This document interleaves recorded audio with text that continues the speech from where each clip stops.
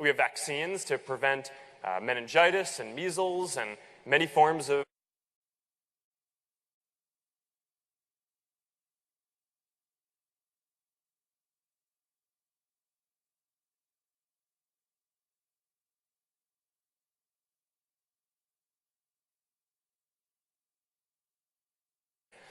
we have reduced smoking.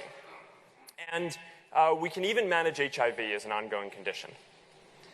You know, one of my favorite facts in public health is that if you look back over the last 100 years, the average life expectancy has increased by about a quarter of a year per year. And that's been pretty steady progress. So if we can keep investing to even just keep making progress at the same rate, then by the end of this century, the average life expectancy will be around 100, which implies that we will have cured a lot of the diseases that prevent the vast majority of people from reaching that age today. So this raises a big question. If we can make so much progress curing diseases, why aren't we investing more to do that even faster for future generations? In the US, we invest about 50 times more in treating people who are sick than in finding cures so people don't get sick in the first place. You only would do that if you believed that people were always going to get sick, or that you couldn't cure all the diseases. And once we realize what the trajectory is, and that we actually can make progress on all this, then I think that we all have a responsibility to invest way more in this to make more progress for our children and for future generations. You know, what greater thing can we all do than cure all diseases for our children and future generations? Or take keeping everyone safe. You know, we live in a relatively peaceful time, but there's still far too much violence.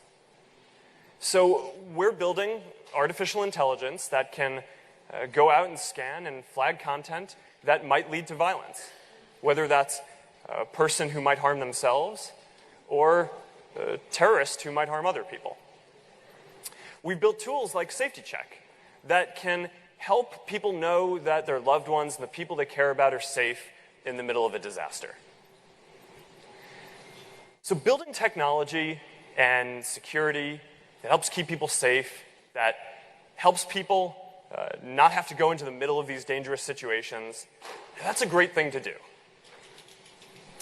So these are some of the great things that I think that we should dare to do. Now, I'm optimistic about all this, but as an engineer, I'm also realistic about how hard it's going to be. We can work to give people a voice, but we also need to do our part to stop the spread of hate and violence and misinformation. We can build artificial intelligence to fight terrorism, but we also need to make sure that we protect people's privacy. And we can invest a lot more in curing all diseases for the future generations, but we need to understand what those trade-offs are for us today. But our generation can achieve all these things. And that starts with working on the one that ties all of them together, which is connectivity. In order to do all of these things, we first need to connect people. Connecting people means a few different things. You know, it means compassion, helping people, helping to bring people together and realize that, you know, for all these things, we're all in them together. It means ideas, you know, helping us learn faster and get exposure to people and cultures all over the world. And it means opportunity, you know, opening everything the world has to offer to each and every one of us. Now, we know that connecting people and enabling a free flow of ideas and trade is the path to doing more great things and to creating the greatest overall prosperity. But as we're learning this year, in election after election, you know, even as globalization might grow the overall pie of prosperity, it also creates inequality. You know, it helps some people and it hurts others. And we can't afford to leave anyone behind. So we have a fundamental choice in how we choose to address this inequality. We can disconnect, risk less prosperity, and hope the jobs we've lost come back. Or we can connect more, try to do more great things, try to work on even greater prosperity, and then work to aggressively share that prosperity with everyone. Now, look, I don't think that there's any question that the second path is better, but we need to acknowledge that it's also a lot harder. Right? Disconnecting is relatively easy, but connecting requires making big investments in infrastructure and generating the political will to make hard, long-term decisions. Right now, about 4 billion people in the world, more than half of the world, is not connected to the internet. And this is really important because research shows that for every 10 people who get online, about 1 person gets lifted out of poverty and almost 1 new job gets created. So if we can connect the 4 billion people who are unconnected, we can lift hundreds of millions of people out of poverty. According to the World Bank, for every 10% increase in connectivity, a developing country's GDP grows by up to 2%.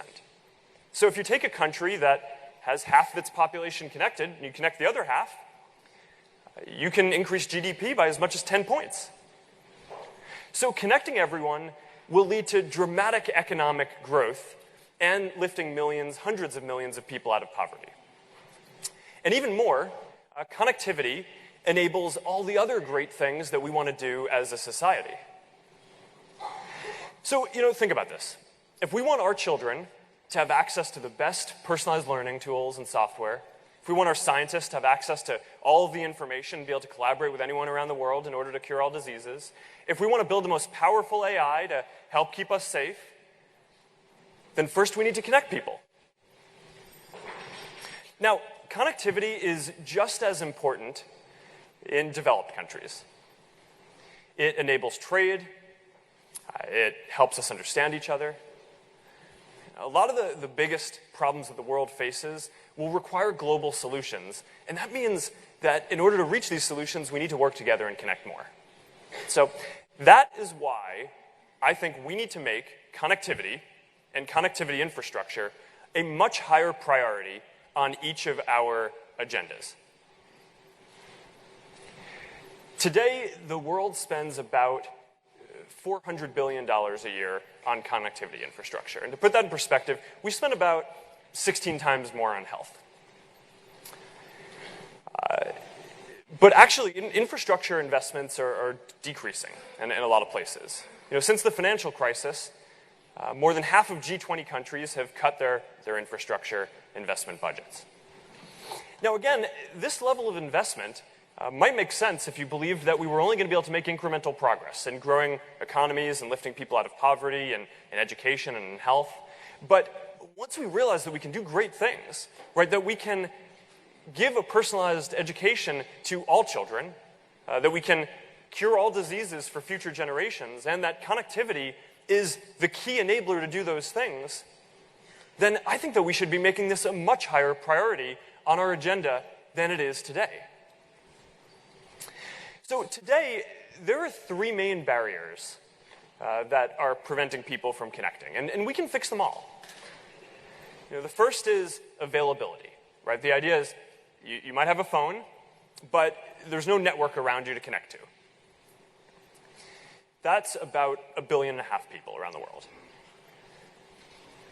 The second is affordability, right? So there may be a network around you, but you can't afford either to buy a phone or to connect to the network.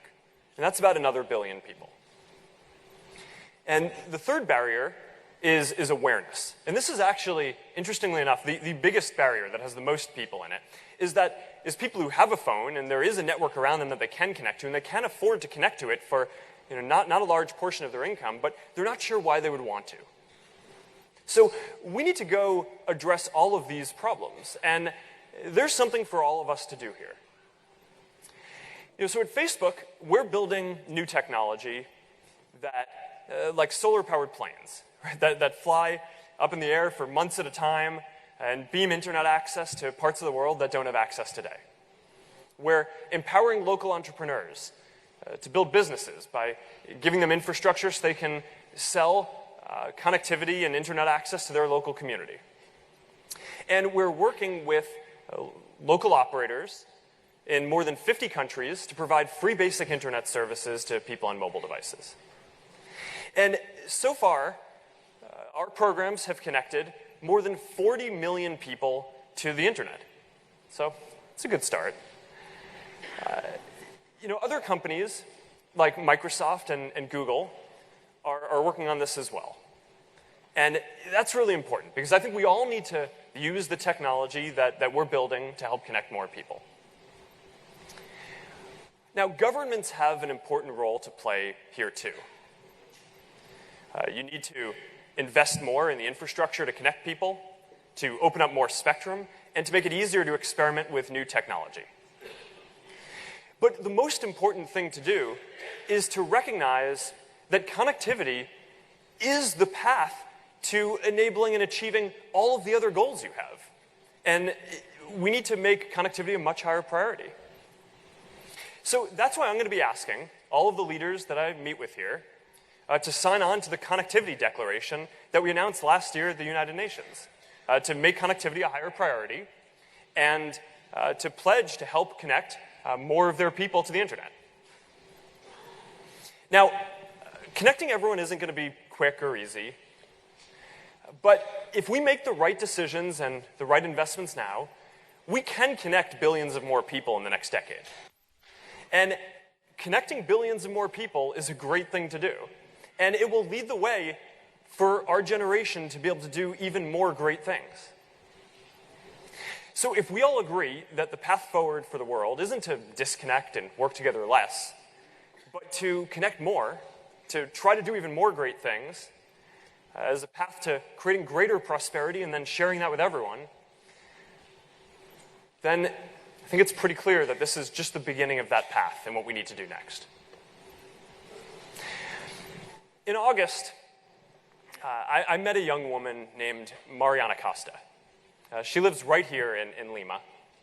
And a couple of years ago, she founded a startup called La Laboratoria that helps women from low-income backgrounds train to become web developers. Her mission is to go out and find talent where no one else is looking.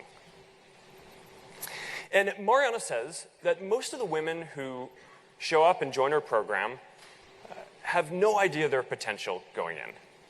But within a few weeks, they're building their first web app, their first apps, and within months, they're engineers who are ready to join the workforce. And today, more than 70% of the women who have gone through La Laboratoria are employed. Mariana says that they're an example of what's possible. That they're changing not only their lives, but they're changing their whole communities and their cities. And she says that the ultimate goal is to change entire countries for the better. Now, talent is equally distributed around the world. But today, opportunity isn't. And I don't know what the women who went through Mariana's program will go on to do. But I do know that if we work to give more people around the world access to all of the opportunities of the internet, then all of our children will live in a much safer, healthier, and more prosperous world when they grow up. That's a future where we dare to do great things and work to aggressively share the prosperity with everyone in the world. That is a future that I'm excited to work with all of you to build. Thank you.